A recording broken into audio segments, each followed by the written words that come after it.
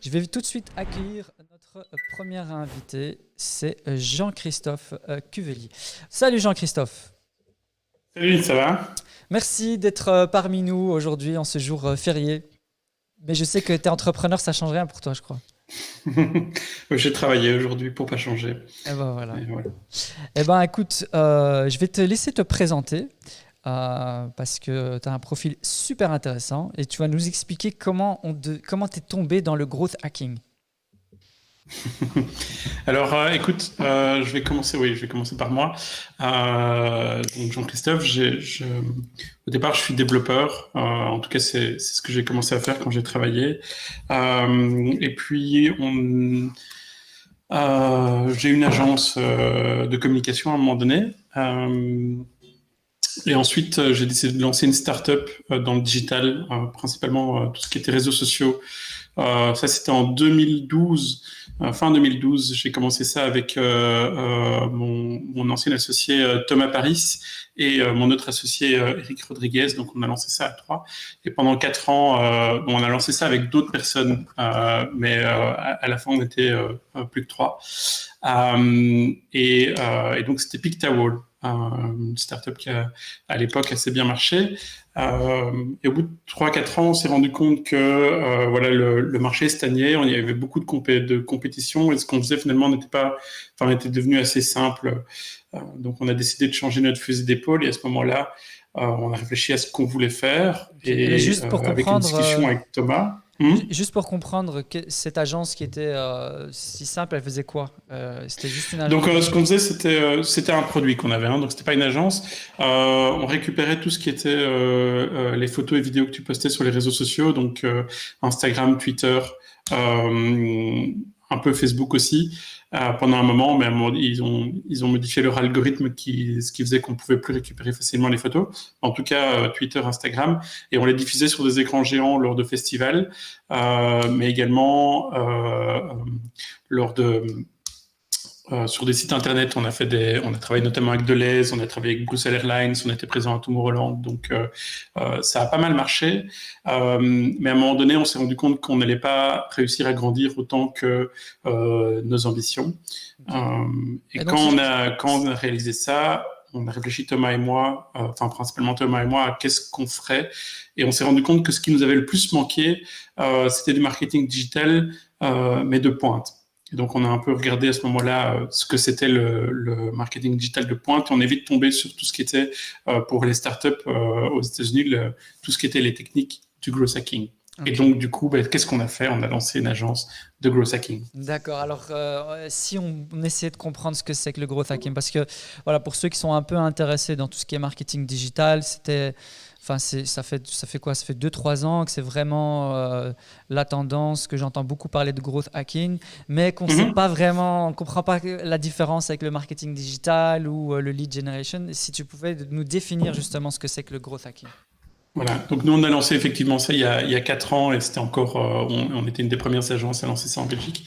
Euh, Le growth marketing, c'est du marketing digital. C'est juste une méthode de travail ou une méthode de faire qui est différente des méthodologies, on va dire, traditionnelles. Si je devais résumer en quelques points le marketing, le growth marketing ou le growth hacking, en fait, la première chose, c'est que tu te concentres essentiellement sur les données. Donc, tu ne fais rien que tu ne puisses mesurer. Et on a une phrase, en anglais ça donne pas mal, parce que c'est un peu la devise américaine, mais c'est in God we trust, everyone else must bring data. Donc c'est vraiment le principe tu vois, dans le marketing, que ce soit digital ou pas digital, tu as beaucoup de pseudo-experts qui disent, je sais qu'il faut faire comme ça, il faut faire comme ça, vous faites vos campagnes de cette manière-là, parce que je le sais, et des arguments d'autorité. Le growth hacking, on enlève ça. On va essayer, mais on va mesurer et les données vont nous dire si on a raison ou si on n'a pas raison. D'accord. Et donc avec ces données, ce qu'on fait, c'est qu'on va mesurer, au lieu de mesurer juste le début de ton funnel de vente, on va dire, on va mesurer tout ton funnel complet. Donc on appelle ça, nous, le R, hein, je crois que tu l'as mentionné dans le commentaire Facebook. Et donc, voilà, nous, on a 3 A. On a un A supplémentaire, mais c'est donc l'awareness, le fait que les gens te connaissent. Après, on parle de l'acquisition, ça va être le fait que toi, tu connaisses les gens. Et puis l'activation, c'est le moment où les gens ont une première expérience avec ta marque ou ton service. Ça, c'est les 3 A. Et puis ensuite, tu as ce qu'on appelle les 3 R qui sont la rétention. Donc, est-ce que les gens continuent à revenir à utiliser ton produit ou ton service? Le revenu, alors c'est pas le moment où le revenu arrive. Le revenu, il peut arriver lors de l'activation, par exemple. Mais le revenu, c'est toutes les stratégies que tu vas utiliser pour créer du revenu. Et enfin, le référal, puisqu'une fois que tu as convaincu tes utilisateurs que tes utilisateurs sont vraiment adorent ta solution, tu les convertis en ambassadeurs et du coup tu dépenses moins d'argent dans la première partie qui est l'awareness. L'awareness, typiquement, ça va être tout ce qui est advertising, publicité, événements que tu vas faire, etc. pour que les gens comprennent que tu existes. Okay. Donc ça, c'est ce qu'on appelle le funnel, le funnel de vente, si tu veux. Donc le funnel de vente, pour ceux qui ne sont pas du marketing digital, c'est tout le parcours du client que tu mets en place entre le fait qu'il ne te connaisse pas et le fait qu'il devienne un client super fan de toi et qui fait même la publicité gratuitement pour toi. Exactement. Donc ça, c'est vraiment au cœur de ce qu'on utilise. Donc, tu vois, c'est du marketing digital en soi. Après, c'est vrai que dans le growth hacking ou le growth marketing, on met une intention où on se concentre vraiment fort sur le produit ou le service. Je vais dans la suite maintenant parler que de produits, mais tout ce que je vais dire s'applique aussi au service, bien entendu. Okay. Mais donc, le fait est que ce qui se vend le mieux, c'est un produit qui est excellent. Ça sert à rien de dépenser des milliers d'euros dans le marketing si ton produit, personne ne le veut, tu vois. Et donc, dans le growth marketing, on va calculer ça, que ce soit par des surveys ou bien que ce soit au niveau data avec ce qu'on appelle hard data, donc de l'analytique avec des statistiques, ou avec du soft data, c'est-à-dire interroger les utilisateurs, faire de l'UX. Quand je dis UX, c'est vraiment aller à la rencontre de tes clients et comprendre dans tes meilleurs clients qu'est-ce qu'ils aiment dans ton produit, qu'est-ce que tu dois améliorer, comment est-ce que tu fais en sorte que ton produit se vende tout seul. En fait, c'est un peu ça, c'est le growth marketing, c'est un peu du marketing pragmatique, c'est quels sont les endroits que je peux améliorer qui vont faire que en fait ça marche tout seul. Et alors, ce que tu observes, toi, c'est que peut-être dans le marketing conventionnel, on lance comme ça des messages, mais on ne va pas vraiment mesurer, on ne va pas rencontrer le client. Par exemple, je discutais avec un ami qui a une brasserie et donc il a trois bières. Et donc il me dit, JC, j'ai vraiment besoin de toi, il me faut un site internet, il faut que les gens me connaissent plus, etc. Et puis je lui dis, et il me dit, je lance une 3e bière. Et je lui dis, oui, mais ta bière, elle s'adresse à qui? Et là, il dit, je sais pas, je sais ce que ma bière fait, tu vois. Et donc, il sait ce que son produit fait, mais il sait pas quel est son produit cible. Il dit tout le monde. C'est jamais tout le monde, tu vois. Je vais prendre un autre exemple. Tu prends un restaurant vegan, par exemple. Tu vois, prenons un restaurant vegan. Ton public cible, c'est certainement pas tout le monde, tu vois. C'est bien de dire, je vais rendre tout le monde vegan et ça va être magnifique, mais la réalité, c'est que c'est pas le cas. Donc, à un moment donné, tu dois comprendre quel est ton public cible et ton message doit s'adresser à ce public cible.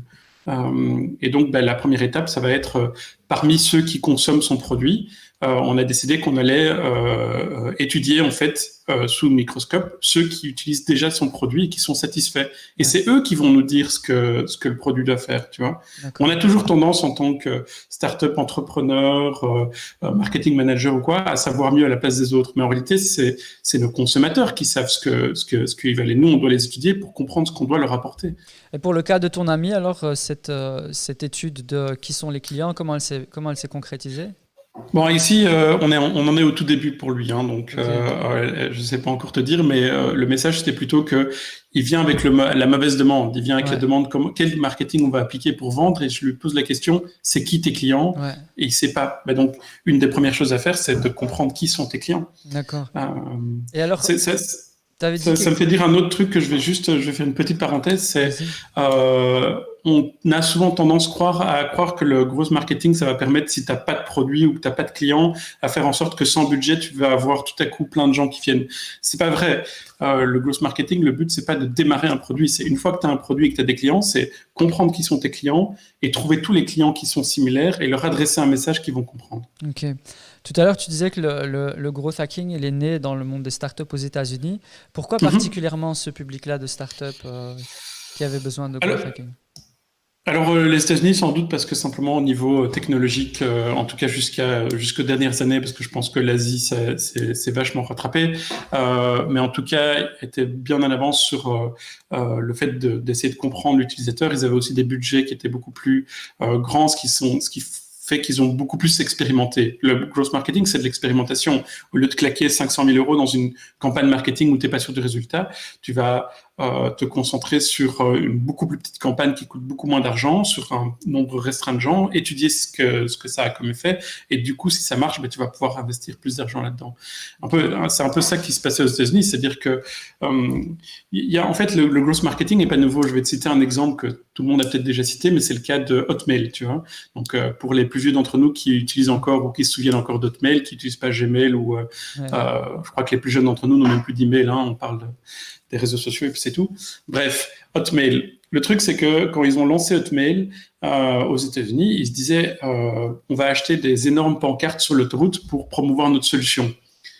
Mais en fait, ils n'avaient pas cet argent. Donc, qu'est-ce qu'ils ont fait? Au lieu de faire ça, comme leur messagerie était gratuite, ils ont ajouté en dessous de chaque email qui était envoyé avec Hotmail PS I love you Hotmail. Et donc, tous les gens qui recevaient un email de ta boîte Hotmail avaient une publicité pour Hotmail. Et en fait, c'est comme ça qu'ils ont réduit très fortement leur coût d'acquisition. Ah. Ça, c'est du growth hacking, tu vois. C'est optimiser la manière dont tu vas acquérir tes utilisateurs en utilisant tes utilisateurs comme vecteur, quoi. Alors, est-ce qu'on peut être un peu plus concrètement, quand tu as un client avec qui tu vas t'attabler pour discuter de certaines campagnes, c'est quoi que tu fais exactement? Écoute, du coup, tu fais bien de dire campagne parce que nous, on parle pas de campagne. Il y a des agences de créatives qui sont beaucoup plus spécialisées dans faire des campagnes, etc. Nous, ce qu'on va commencer à faire, c'est OK, qu'est-ce que vous mesurez? Et puis généralement, on a des réponses. La plupart du temps, ils mesurent ce qu'ils ne devraient pas mesurer. Je donne un exemple. On va mesurer le nombre de followers sur Facebook. Ouais. Ok, à part si tu es un média, dans le cas de Molen Geek, ça peut être intéressant, mais dans la plupart des cas, le nombre de followers sur Facebook, ça te donne aucune indication du fait que les gens vont acheter ton produit ou pas. Ou alors le nombre de visites sur ton site. Oui, c'est très bien. Ok, super, tu as 100 000 visites et combien de personnes convertissent? Ça, je sais pas. Mais c'est ça qui compte. Je veux dire, je préfère avoir 100 visites et 100 conversions que 1 million de visites et 0 conversion. Ça va me coûter beaucoup plus d'argent de servir mon site internet à 1 million de personnes qu'à 100 personnes. Donc, tu vois, c'est toute une question de... Donc, quand je dis data first, c'est vraiment ça. On commence par les données. Donc, on étudie avec eux quels sont les outils que vous utilisez, qu'est-ce que vous mesurez, comment vous le mesurez. Puis la deuxième étape, c'est quels sont vos personas, c'est à qui que vous vous adressez. On s'adresse à tout le monde. Non, c'est pas possible. Ouais. Ok, qui sont vos clients actuels? Ok, c'est tout ça. Ok, dans ces clients, quels sont les clients réguliers ou quels sont vos meilleurs clients? Ok, ceux-là. Quels sont vos pires clients? Ok, ceux-là. Donc maintenant, on va étudier vos pires clients pour savoir quels sont les clients qu'on ne veut pas et quels sont les meilleurs clients, c'est-à-dire quels sont les clients qu'on veut. Et donc, à partir de là, ce qu'on va faire avec nos clients, c'est d'abord étudier le terrain, faire une sorte d'audit. Et puis après, c'est mettre en place une growth machine. Donc, on parle à un moment donné de vraiment construire une machine de growth où tu sais quel type de personnes tu cibles et puis tu sais dans quel système tu vas les faire arriver. Donc, par exemple, ils vont télécharger une brochure, ils vont leur laisser leur email, ils vont regarder une vidéo, quoi. Et puis après, ils vont faire une étape et puis ils vont faire une étape. Et puis à un moment donné, soit c'est automatique parce que c'est un système que tu peux acheter en ligne, soit ils vont arriver vers un commercial. On a le cas, par exemple, d'une société qu'on aide où de toute façon, ça doit passer par un commercial. Mais donc, le but, c'est que le commercial reçoive le plus de leads qualifiés. Et donc, c'est de qualifier le lead le plus possible avant qu'il arrive chez le commercial pour éviter que le commercial ait 100 personnes qui lui répondent et qui ne soient pas qualifiées. Est-ce qu'on peut juste définir peut-être un lead pour ceux qui nous écoutent qui ne sont pas du marketing? Oui, un lead, alors ça va être un lead, c'est une personne qui est intéressée. Et un lead peut avoir plusieurs états. Soit il est chaud, c'est-à-dire le gars il veut vraiment, il est dans le magasin, il sait qu'il veut acheter une voiture, il a déjà l'emprunt, etc. Il va acheter la voiture, tu vois, il est chaud et il est persuadé que BMW c'est la meilleure marque du monde, tu vois. Ok, ben il est chaud. Quand il arrive dans ton magasin, s'il a son t-shirt BMW, sa casquette BMW, tu sais qu'il est chaud, chaud, chaud, tu vois. Par contre, le lead qui arrive, qui sait pas très bien, il sait pas ce que c'est les voitures, il pense qu'il a peut-être besoin d'une voiture, lui, il est beaucoup moins qualifié, tu vois. Est-ce que il rentre dans ton magasin, il dit oui, je voudrais une camionnette, alors que il est chez Porsche, ça va pas le faire, tu vois. Donc, ou l'inverse, tu vois. Il est chez VW et il dit je voudrais une supercar, t'es là. Ça va pas être possible. Alors quand on parle de lead qualifié, en fait, c'est juste quelqu'un, c'est un prospect, mais qui est vraiment en demande de ton... C'est pas juste un email que tu as récupéré, parce qu'à un moment donné, il y avait tout ça. Il y avait des gens qui récupéraient un maximum de mails, puis quand ça arrivait auprès du client, ben, ils se rendaient compte que c'était pas du tout les gens qui l'intéressaient. Et... C'est vrai, un mail, c'est un lead pas qualifié, quoi. Et donc, mais après, récupérer des mails, c'est pas ça qui est le plus important. Je pense qu'il faut faire en sorte de... Les mails, c'est intéressant. C'est intéressant d'avoir les mails, mais il faut que tu aies les mails des gens qui sont intéressés par ce que tu fais, qui ont vraiment envie d'avoir de l'information de ta part. Tu vois et alors, Vas-y. Alors, cette machine dont tu parlais, de growth machine, concrètement, ça ressemble à quoi? Je suppose que c'est pas un... C'est un en fait, ça va être un schéma, un peu comme un schéma d'ingénierie ou d'une usine ou un truc comme ça. Tu vas avoir plusieurs colonnes et puis tu vas avoir ta colonne awareness dans laquelle tu vas indiquer quels sont tes différents canaux d'acquisition de trafic, on va dire. Et puis dans l'acquisition, ça va être quelles sont tes différentes méthodes. Qu'est-ce que tu vas faire? Est-ce que tu vas avoir une mailing list? Est-ce que tu vas avoir, si tu vas sur notre site, par exemple, on a les tips. Tu peux t'abonner aux tips et alors chaque semaine, tu vas recevoir un tip sur le growth hacking. Ça peut être, tu dois télécharger une brochure. Ça peut être, regarde, par exemple,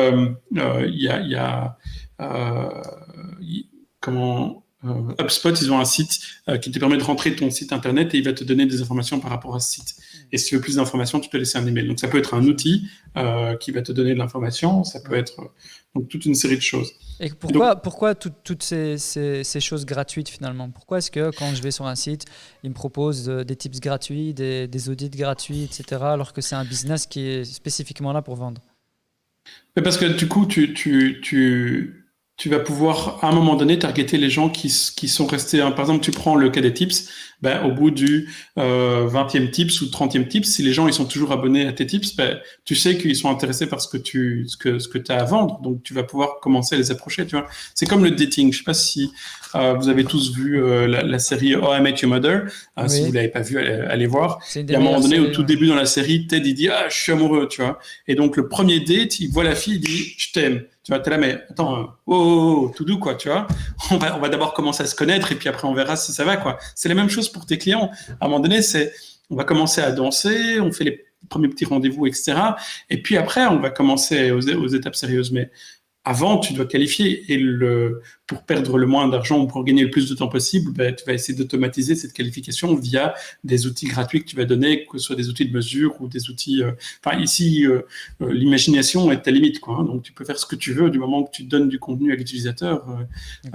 C'est intéressant, quoi. Et donc, tu es là, tu mets en place une machine de conversion qui récupère des leads, qui va automatiser le process au maximum. Et après, cette machine, elle est là. Et toi, ton travail, c'est...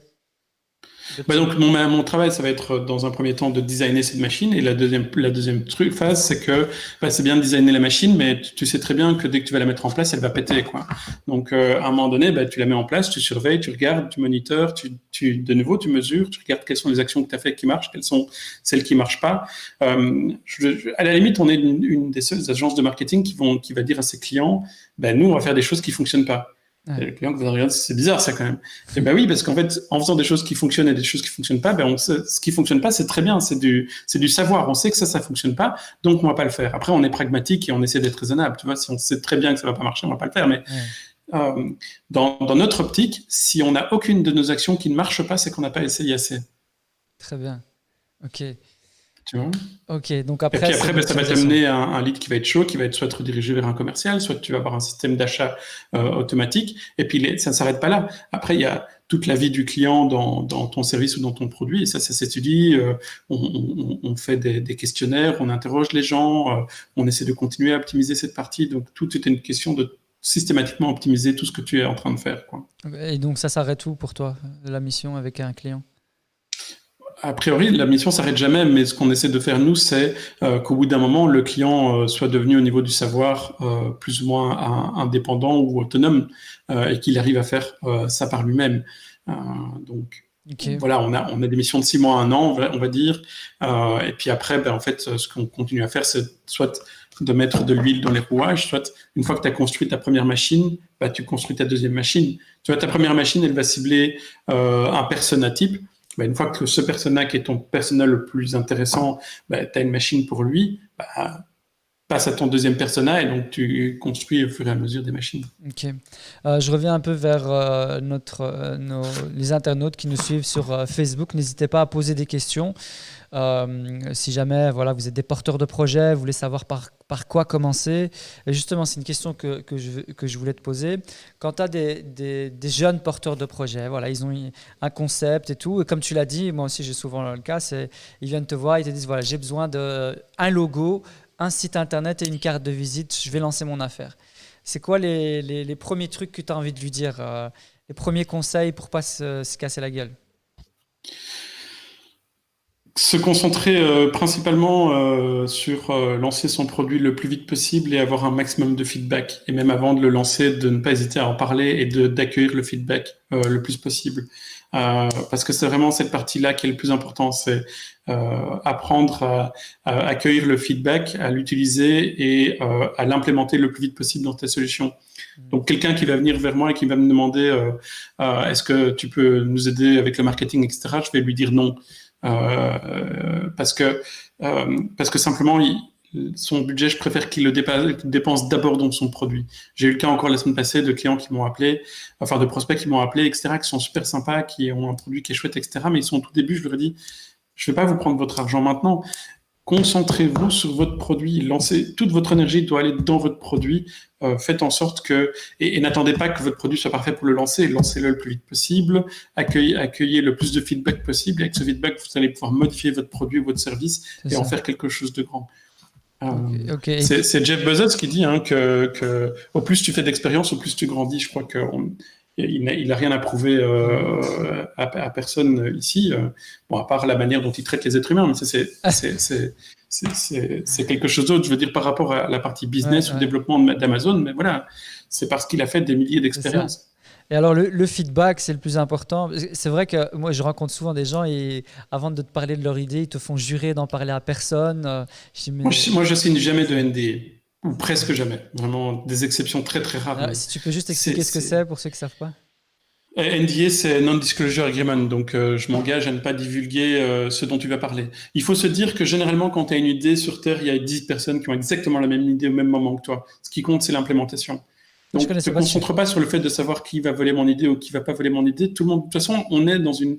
Regarde, moi, tu vois là, j'ai une imprimante 3D. On peut tout copier, tu vois. Donc, le fait, c'est pas de savoir qui va copier mon idée, qui va pas la copier. Le fait, c'est de savoir qui va implémenter l'idée de manière intéressante. Et c'est généralement celui qui va recueillir le plus de feedback parce qu'il connaîtra le mieux son public et que donc il va pouvoir construire quelque chose d'intéressant. Il faut pas attendre. Il faut y aller. Il faut lancer. Tu vois. Il n'y a jamais, c'est le gars de LinkedIn qui disait si j'avais attendu que mon produit soit bien pour le lancer, je ne l'aurais jamais lancé. Ouais. C'est ça. Alors, on peut déjà leur conseiller de faire exactement l'inverse plutôt que de faire jurer à tout le monde de ne pas en parler, mais d'en parler à un maximum de gens. Et alors, justement. Oui. Et d'accueillir le feedback négatif. Moi, je vois plein de gens qui, dès que je leur dis mais votre idée, c'est un peu comme ça, ils sont directement sur la défensive, tu vois. Je leur dis mais c'est un Facebook que tu veux développer. Non, c'est pas la même chose, c'est un meilleur réseau social, etc. Mais non, mais. Enfin. Accueille le feedback, c'est pas pour te casser que je dis ça, c'est juste simplement arrive à me convaincre que c'est autre chose, si c'est vraiment autre chose. Tu vois. Okay. Et alors le feedback justement, est-ce qu'il faut écouter tout le monde et n'importe qui ou il y a des personnes en particulier qui sont les plus importantes? Il faut entendre tout le monde et il faut écouter ceux qui te donnent un feedback constructif. Ok. D'accord. Je sais pas si c'est un peu philosophique, mais faut pas se limiter en se disant, je veux pas écouter, je veux pas, enfin, il faut vraiment avoir le plus de feedback de n'importe qui. Mais après, effectivement, il y a des gens qui cassent pour casser et qui sont pas intéressants. C'est là, voilà, tu les écoutes et puis après, tu discutes pas avec eux. C'est comme les trolls sur Internet, tu vois, tu les laisses dans leur délire, etc. Mais tout ce que tu peux noter, etc., tu réfléchis. Ça veut pas dire que tu l'implémentes, ça veut dire que tu l'intègres dans ta réflexion de comment est-ce que je vais évoluer. Ok. Une fois que voilà, la personne en face de toi, tu sens qu'elle a un produit qui est mûr, elle connaît son marché, elle connaît sa clientèle, elle connaît les demandes du client. Ben voilà, là on va dire que le client il est prêt à faire son growth hack. Concrètement, c'est quoi, comment ça marche? Au-delà des techniques, c'est quoi les erreurs, c'est quoi les conseils les plus importants que tu as?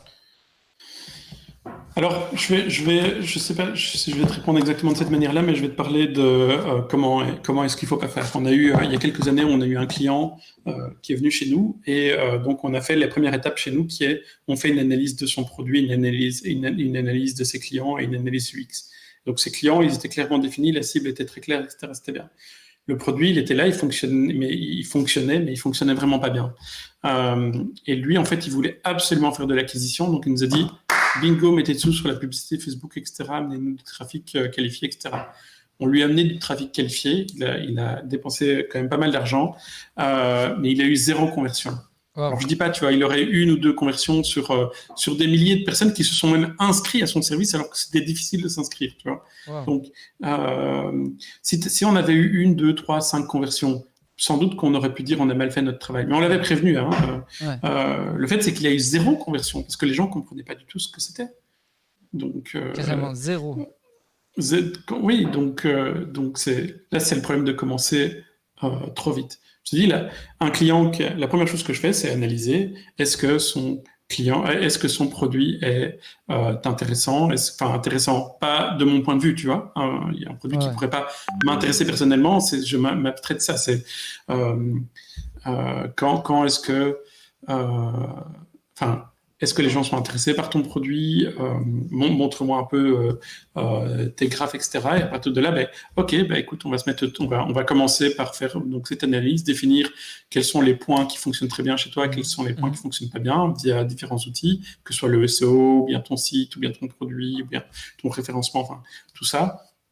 Et puis, bien, on va travailler là-dessus. Puis, on va aussi faire de la co-création avec toi, où on va faire des workshops pour vraiment avancer, tu vois, faire de l'idéation. Il y a un outil que vous pouvez tous utiliser qui est gratuit, qui est le Growth Marketing Canvas, growthmarketingcanvas.com, donc, et qui te permet vraiment de faire de l'idéation un peu comme le business model Canva, mais pour le marketing, quoi. D'accord. Donc, à partir de là, c'est définir, faire tes tests, et puis tu avances, quoi. Tu prends Trello, tu mets dans Trello tous les tests que tu veux faire dans les différentes catégories, et puis tu avances, quoi. Chaque semaine, tu fais un test. Ok. Et est-ce qu'il y a des canaux d'acquisition que toi, que tu as testé, qui ressortent beaucoup plus efficaces que d'autres, ou bien c'est vraiment en fonction de chaque client, lui, ça va être du référencement naturel, lui, ça va vraiment être du Facebook, etc. Ou toi, tu as un canal de prédilection? Il n'y a pas de bon ou de mauvais chasseur. Il n'y a pas de bon ou de mauvais canal d'acquisition.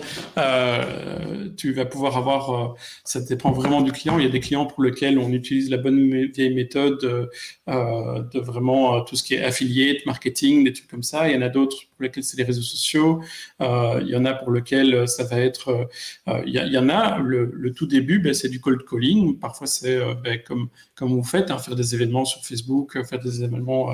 Bon, pour l'instant, physique, c'est un peu compliqué, mais il n'y a pas de bon ou de mauvais canal. Et en plus, je crois que chaque jour ou chaque semaine, il y a un nouveau canal d'acquisition qui commence, quoi. Je dirais, en fonction de ton produit, si tu veux atteindre les ados pour l'instant, tu vas sur TikTok, tu vois. Enfin, c'est ça. Mais dans un an, ce sera autre chose, quoi, tu vois. Donc, en sachant que j'ai fait ma petite recherche de ce que ça coûte de faire des campagnes payantes sur TikTok, c'est incroyable à quel point c'est cher. Je ne m'attendais pas. C'est plusieurs dizaines de milliers de dollars pour faire une campagne. C'est pas du tout abordable comme Facebook. Est-ce qu'il y a un hack comme ça que tu as utilisé, toi, avec tes clients, où tu as été incroyablement surpris de la performance ou un truc comme ça? Je déteste le terme justement hack et ces espèces de trucs et astuces. Donc justement, c'est pas ce que je fais avec mes clients. Parce que mon objectif, c'est pas de construire quelque chose qui va fonctionner maintenant. Mon objectif, c'est de construire une machine qui va être pérenne pour les 5-10 prochaines années en termes de conception de la machine. Bien sûr que tu vas devoir changer des pièces, tu vas devoir changer de réseau social mais le fondement de la technique, la manière de faire du marketing ou de faire de la vente, c'est toujours la même chose depuis des millénaires, quoi. Donc, je dirais autre chose. Je dirais, si vous voulez vous former dans le marketing ou quoi, ben, lisez des vieux livres sur le marketing. Prenez un livre d'Ogilvy sur le marketing, même si quelques passages sont un peu misogynes, parce qu'il a écrit à une époque un peu révolue. Le reste, la base, est vraiment très intéressante, alors qu'il n'y a pas de marketing digital. Et dans son livre, il dit que la télévision, ça ne marchera jamais. Donc voilà. Ne vous concentrez pas sur des hacks, concentrez-vous sur des systèmes, mettez en place des systèmes. Et c'est ça qui est le plus important. Ok. Et alors, j'avais une question, elle m'a échappé. Justement, les outils. Est-ce que toi, il y a un outil, c'est ton dada en termes de growth hacking? Qu'est-ce que tu utilises un outil non, parce qu'on en utilise vraiment beaucoup, des outils. Donc, on a vraiment toute une tool stack d'outils. Et on est agnostique, donc on utilise...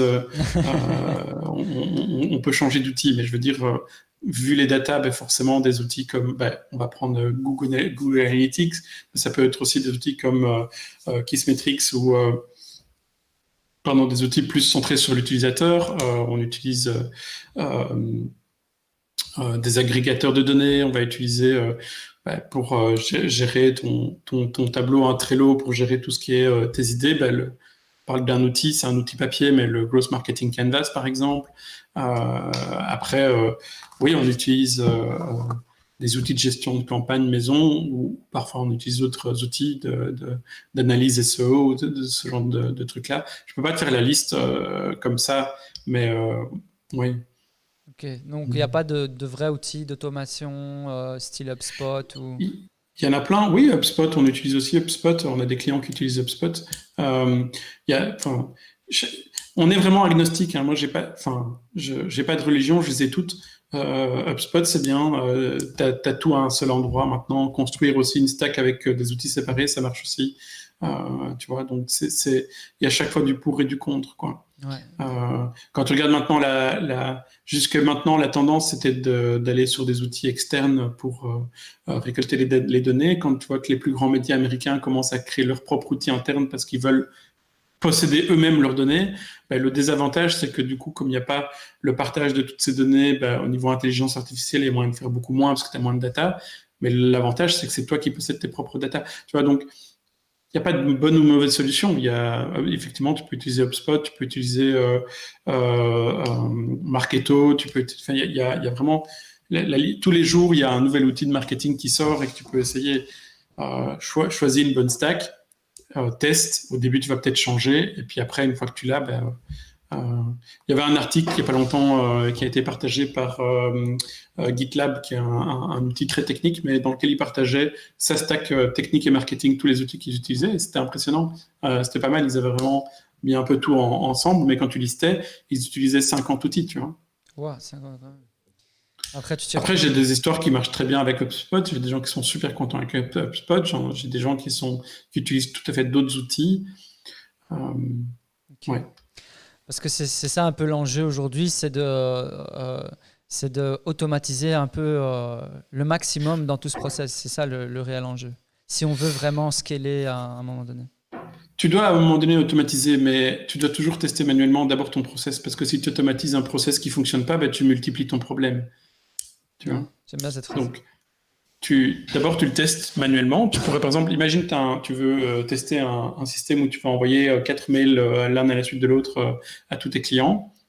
Au lieu de le faire comme ça, tu sélectionnes 10 de tes prospects et tu leur envoies à la main le scénario que tu as prévu, en ce qu'on appelle une drip campaign, et tu vois quel est le taux de conversion, tu modifies éventuellement ton copyright, ton copy, et puis à un moment donné, si tu vois que ça marche bien, à ce moment-là, tu l'automatises parce que tu vas pas le faire tous les jours, tous les jours de ta vie, tu vois. Mais au début, tu testes d'abord ton process. écris ton process, tu vois, comme un ingénieur. Enfin, moi, je suis pas ingénieur, mais je suis un peu le Mowgli. Tous mes potes ont fait l'ingénierie et je suis un peu formaté comme ça. Tu écris ton process, suis ton process, et si ton process marche, alors tu l'automatises. Mais si tu automatises un process qui marche pas, c'est ça, sans l'avoir essayé. Tu fais encore plus et plus vite. C'est ça. L'automatisation, ça accélère ton process. Ok. Il y a une question. Il faut un process. Il y a une question que les clients posent souvent. C'est quoi un bon taux de conversion? Franchement, ça dépend. Moi, mes clients me posent toujours la question aussi par rapport aux autres, etc. D'abord, par rapport aux autres, moi, j'ai pas 1 million de clients comme eux, tu vois. Chaque client est différent, quoi. Chaque client vend quelque chose de différent. Le bon taux de conversion, c'est le taux de conversion où ton marketing te coûte moins cher le coût d'acquisition te coûte moins cher que ce que le client te rapporte. Point. Enfin, c'est une réponse de Normand, hein, mais je veux dire, 1% de... Regarde, je vais te donner un exemple qui est très, très frappant. Les gens qui installent dans les ascenseurs d'escalier, tu sais, les chaises comme ça pour les vieux qui montent d'un espace à l'autre. En fait, ça coûte tellement cher que eux, ils sont prêts à te payer 500 € le lead, quoi, tu vois. Et donc, un taux de conversion de 1 pour 10 000 sur ton site, si ton site te coûte presque rien, c'est génial, quoi, tu vois. Tandis que le gars qui te vend ces tout vieux trucs là, tu vois, ça coûte 15 centimes à faire, ça te coûte 2 € à acheter, il va jamais. Si lui il a pas un taux de conversion hyper élevé, ça l'intéresse pas, quoi. C'est ça. Et alors il y a quand même un minimum de bénéfices à avoir par lead pour faire appel à du growth hacking. Si moi j'ai un produit sur lequel j'ai un petit bénéfice, ça sert à rien. Ça dépend. Si tu as un petit bénéfice pour ton produit, mais que tu en vends 1 million de ton produit, ça va. Ouais. C'est pas une question. De nouveau, c'est pas. La question, c'est par rapport à la marge que tu te fais sur ton produit de manière standard, du coup, quel doit être ton coût d'acquisition maximum? Et une fois que tu sais quel est ton coût d'acquisition maximum, et que tu sais combien tu peux produire de manière raisonnable et rationnelle, à ce moment-là, tu sais combien tu peux dépenser dans ton marketing et vente pour faire en sorte que ça arrive. Et c'est à ce moment-là que tu sais si c'est intéressant de faire du growth hacking ou pas. Pour commencer du growth hacking, en tout cas moi, le conseil que je donne, d'autres agences ne travaillent pas de la même manière que moi, mais moi, la manière dont je travaille, c'est il faut d'abord que tu aies un product market fit et que donc il y ait des vrais utilisateurs, des vrais clients de ton produit. Okay, alors pas tes potes et ta famille, des vrais clients, des gens que tu ne connais pas qui achètent ton produit. Le product market fit, c'est ça? Pardon? Le product market fit, c'est ça, c'est d'avoir un produit qui correspond à la cible parfaite. C'est d'avoir un marché pour ton produit. Ok. Enfin, tout simplement. Donc, c'est d'ailleurs pour ça que ça me fait rire les gens qui disent qu'ils ont une idée révolutionnaire et que personne n'a eu cette idée et que personne ne le fait. Si personne ne le fait, peut-être qu'il n'y a pas de marché pour ce produit. Donc, après, si c'est un marché où il y a déjà plein de gens, ça va être dur de te lancer. Mais tu vois, c'est plutôt une bonne chose d'avoir des concurrents. Ouais. Et donc ça, avoir un produit. Ouais, vas-y. Donc tu disais la première chose, avoir un product market fit. Après, je t'ai coupé. La suite, c'est de quoi? Une fois que tu as un product market fit, tu dois regarder si tu as. D'abord, tu dois regarder si ça vaut la peine. Effectivement, si tu as déjà de manière naturelle une croissance, etc., tu peux capitaliser là-dessus. Mais à partir du moment où tu vois que tu commences à stagner, mais que tu connais déjà ton coût d'acquisition et que tu veux commencer à optimiser ce coût d'acquisition, ou simplement tu vois que tu n'arrives plus à grandir, à un moment donné, par exemple, tu vas réussir à faire en sorte que tu prends. Imagine que tu es dans un système parfait, que tu utilises par exemple que Facebook ou que Google pour tes acquisitions, et que en moyenne un lead te coûte 50 € à acquérir. Tu vois, donc. Et tu te dis, voilà, maintenant j'ai un système parfait, ça me coûte 50 €, et ça me rapporte 100 €, tu vois. Du coup, c'est bien, j'ai qu'à augmenter le budget que je mets dans ma publicité et ça va augmenter de manière mécanique, sauf que c'est pas si élastique que ça. À un moment donné, tu vas atteindre des limites où t'as beau mettre 50 000 € en plus, t'as pas plus de clients. Tu vois. Ouais. Donc, à partir de ce moment-là, tu vas devoir investir dans du growth hacking, du growth marketing pour essayer de comprendre, oui, mais en fait, du coup, c'est qui mes clients? Comment est-ce que... Et oui, quels sont mes autres clients? Comment est-ce que je peux dupliquer tout ça? Ou je reviens en arrière, je refais un peu une introspection sur moi-même. C'est à ce moment-là que tu peux le faire. Après, le fondement du growth hacking ou le process du growth hacking, tu peux tout le temps le faire, tu peux le faire dès le début. C'est pour ça qu'à un moment donné, on a donné beaucoup de cours sur comment faire du growth hacking, c'est parce que le process en soi, ben, au plus de gens le font, au mieux c'est. C'est ça, c'est un mindset en fait, c'est un paradigme qui peut être appliqué dans tout l'entrepreneuriat. Tout, oui, a priori, ça peut être pour tout, ça peut être appliqué. Okay. Les gens n'ont pas forcément besoin d'une agence pour l'appliquer chez eux. Nous, ce qu'on va apporter, c'est une expertise et des profils spécifiques sur des points que tu vas jamais maîtriser parce que, enfin, tu sais pas maîtriser tous les points de ton marketing. Ok. Peut-être une dernière question. À un moment, on était très fort dans le tout digital. Tu vois, on lançait des marques qui étaient sur Internet, etc. Aujourd'hui, j'ai l'impression que les gens ils reviennent quand même à des stratégies qui ne sont pas que digitales. Il y a du print, il y a aussi de la vente en magasin, etc. C'est quelque chose que toi, tu vois aussi, ou toi, tu te dis non, il y a moyen de tout faire en digital? Je pense qu'il y a des métiers où il y a des choses qui doivent rester analogiques. C'est pas vraiment le bon terme, mais parce que c'est pas parce que c'est pas digital que c'est analogique, mais vous me comprenez quoi. Après, quand je regarde par exemple la crise qu'on a connue maintenant, ben, ça me prouve plutôt que justement, tu peux avoir un magasin physique, mais tu dois avoir un pendant digital. Je veux dire, les magasins qui ont le plus ou les startups qui ont le plus grandi pendant la crise, c'est tout ce qui était e-commerce.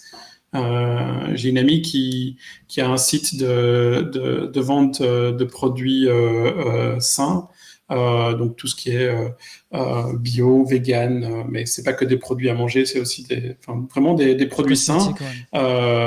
Et pendant la crise, elle en pouvait plus, elle avait plus personne pour faire l'envoi de ses colis, alors qu'elle avait déjà une équipe de 10-15 personnes. Donc, super. Et je discutais avec quelqu'un d'autre qui lui est dans tout ce qui est, dans les finances et dans leurs analyses qu'ils sont en train de faire. Ils me disent voilà, en fait, effectivement, ça va être tout ce qui est local, tout ce qui est bio, tout ce qui est sain. Enfin, bio, je dis bio, mais je veux dire sain parce que c'est pas. Ça peut être par exemple des chaussures, mais qui sont faites avec un respect pour l'environnement, qui sont faites de manière locale, etc. C'est pas parce que c'est local que tu l'envoies, que tu travailles pas de manière digitale et que tu l'envoies pas via Internet, tu vois. Okay. Donc, tout ce qui est l'essor de l'e-commerce, pour moi, il va être là. Parce que qu'est-ce que tu fais quand un pays est paralysé? Tout ce qui a le plus marché, c'est les e-commerce, Amazon et compagnie, quoi. D'accord. Toute dernière question. Ceux qui voudraient éventuellement se lancer dans le growth hacking, qui voudraient se former, etc., comment on devient un growth hacker? Alors, c'est l'expérience. Il y a un bon bouquin pour commencer, même s'il commence à dater, mais il y en a deux que je recommanderais pour commencer le growth hacking. Il y en a un, c'est Hacking Growth de Sean Ellis. Sean Ellis qui est on va dire le père du growth hacking. En tout cas, c'est lui qui a inventé le mot growth hacking. Hacking Growth, qui est facile à lire, qui est vraiment pas mal, qui donne un peu l'idée fondatrice, et l'autre qui est beaucoup plus analytique et qui s'appelle Lean Analytics et qui prend une autre approche qui est plus la partie data. Ces deux bouquins sont vraiment pour moi les deux références par lesquelles tu peux commencer si tu t'intéresses au growth hacking. Mais sinon, commencer par une bonne formation en marketing digital pour maîtriser. De toute façon, il y a un truc dont j'ai pas parlé dans les piliers, on va dire, du growth marketing, c'est le T-shape marketing. Et dans le T-shape marketing, le principe, c'est qu'on liste un peu quelles sont toutes les compétences du marketing et du marketing digital. Un growth hacker doit pas savoir être expert dans tous les trucs, mais doit comprendre chacune des parties de ça. Et donc, effectivement, avoir des formations en marketing et en marketing digital, c'est vraiment, on va dire, essentiel. C'est ça. Et un plus, c'est d'avoir des formations techniques. Parce que du coup, en growth marketing, tout ce qui est data, etc., ça va être très technique. Et si tu peux toi-même programmer des outils, tu dois pas être un expert programmeur, mais si tu comprends les bases de la programmation, tu vas avoir beaucoup plus facile à pouvoir faire des expériences sur ton site, etc. Tu vas pas chaque fois devoir demander à un développeur de le faire. Toi, en tant que marketeur, tu vas pouvoir le faire. Donc, la combinaison du marketing digital et d'une expérience en développement, je pense que c'est les meilleurs outils pour commencer là-dedans. Ok, top. Alors quand tu dis... Je pense qu'en plus, vous proposez les deux chez Amazon Geek, donc c'est parfait. Donc quand tu dis outils techniques, c'est vraiment... c'est quoi? C'est l'HTML, du CSS, hein, les bases? JavaScript. JavaScript. Ok. CSS, enfin, HTML, CSS si tu veux, mais Java, pour moi, c'est le plus important, c'est le JavaScript. Après, pour comprendre le JavaScript, le HTML est important.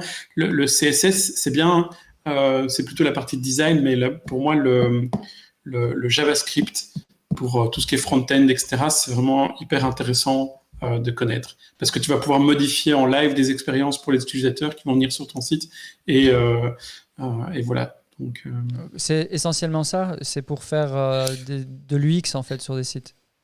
c'est pour pouvoir implémenter peut-être beaucoup d'outils que tu vas pouvoir lier justement grâce à cette Ok. sauce qui va être le JavaScript. Ok. C'est pas que c'est mon langage préféré. Enfin, si ça l'est, mais en back-end, tu fais ce que tu veux, tu vois. Donc, tu pourrais faire du PHP, tu pourrais faire du Ok. Java, ce que tu veux, du Python si ça te chante. Mais dans le browser, bah, le seul langage pour l'instant qui est accessible facilement, en tout cas, c'est le JavaScript. Ok. Donc, Top. Ah, avoir ces compétences-là, c'est vraiment intéressant. Tu vas pouvoir aller plus loin que les autres. ok.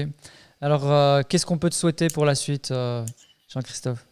À moi, C'est comme quoi à tout le monde, la santé, je crois. Ok. Et enfin voilà, la santé, perdez pas votre temps. Et quand je dis perdez pas votre temps, c'est même pas forcément travailler, hein, c'est faites quelque chose qui vous plaît. Je me le souhaite, c'est ce que si tu veux me souhaiter quelque chose à moi-même, c'est ce que moi je souhaite à tous les autres, c'est ne perdez pas le temps de votre vie à faire quelque chose qui vous plaît pas. Et si ce qui vous plaît, c'est même pas faire du digital et pas faire, c'est d'aller planter des choux dans un champ, faites-le, franchement. Ok. Quand Top. tu vois le Covid, etc., ça te remet dans tes niveaux de, C'est ça. faut arrêter, Et toi, faut finalement, vivre, quoi. la période du Covid, ça s'est plutôt bien passé? T'as eu je suppose que tu as eu des demandes de gens qui voulaient se digitaliser ou pas du tout? C'était la crise. Non, en fait, on a eu plutôt un ralentissement parce que ça, c'est au niveau plus business, hein, mais pour la petite explication, ben, quand tu as des crises comme ça, les sociétés, ce qu'elles font, c'est qu'elles savent pas quand va s'arrêter la crise. Et donc, ce qu'elles vont avoir tendance à faire, pas forcément à raison, mais c'est de garder leur trésorerie pour pouvoir faire le gros dos, tu vois. Ouais. Donc, la plupart des gens vont essayer de garder leur trésorerie en attendant que ça passe et puis après vont réinvestir, tu vois. Ok. Bon, après, quand tu regardes le cas de l'e-commerce qui a explosé, je pense que eux, c'était pas le moment de commencer par le gros dos. C'était plutôt un problème de chercher des gens qui étaient disponibles pour travailler chez eux, mais ça va, ils se sont arrangés, donc ça, Ok. c'est une histoire qui finissait bien. Mais non, le Covid, c'était pas. Après, ça a été un moment pour nous pour un peu réorganiser la manière dont on travaille et la manière dont on travaille avec nos clients. Et après le post-Covid, le digital va être hyper important pour tout le monde, que ce soit au niveau de tous ceux qui n'ont pas vraiment de stratégie, soit digital, soit d'e-commerce, commencer à se poser la question. Ouais. C'est ça. Si après ça, ils Hum. sont pas convaincus, je sais pas ce qu'il leur faut. Il y a toute dernière Écoute. question de Brahim qui te dit Jean-Christophe, c'est quand que vous relancez Iconocast? Ah oui, écoute, ça a été une très chouette aventure avec Thierry, Pedro et Steve. Et c'est quoi? On va sans doute en faire un épisode spécial. Je sais pas si on va relancer les Iconocasts, mais en tout cas, on va faire d'autres choses. Et pour ceux qui sont intéressés par tout ce qui est le monde du maker, moi, je viens de me lancer dans ça. Hein. Je suis un peu un newbie, mais j'ai un pote qui est un vieux de la vieille, et donc je vais lancer d'ici juillet, à mon avis, on va lancer notre podcast sur les makers. Ok, donc Iconocast, pour ceux qui savent pas, c'est des podcasts aussi. Sur l'innovation, ouais, tout à Ok. fait. Sans langue de bois, où on est un peu trash talk, quoi. Ok, et on peut les retrouver où ça? Ils sont sur Spotify et iTunes, donc c'est les Iconocasts sans S, comme ce qu'a écrit Ibrahim. Hein, donc, Ok. il y a une dizaine d'épisodes, ils sont très sympathiques. Il y en a un sur la mobilité, il y en a un sur l'innovation, il y en a un sur la VR, il y en a un sur l'UX. Voilà, Ok. c'est Top. super chouette à écouter. D'accord. Et pour ceux qui voudraient te joindre, moi j'ai mis ton LinkedIn, Jean-Christophe Cuvelier. Est-ce qu'il y a autre C'est chose? parfait. Ok. Bon, c'est très bien. J'avoue que je suis devenu un peu, enfin, c'est peut-être parce que je les utilise moi-même, mais je suis devenu un peu allergique aux réseaux sociaux, donc c'est très dur de me joindre sur les réseaux sociaux. Sur LinkedIn, c'est encore assez, c'est le seul réseau social que j'utilise au quotidien. Allez, tu Donc, fais une allergie à Facebook et au reste? bah oui, écoute, quand tu vois l'envers du décor, voilà. Ok. Utilise surtout, je dis pas qu'il faut pas utiliser Facebook dans votre vie professionnelle mais après, est-ce que est-ce que votre vie, c'est vraiment de passer du temps sur Facebook, à part pour tout ce qui est les lives comme on fait maintenant, où là, tu t'instruis, tu vois.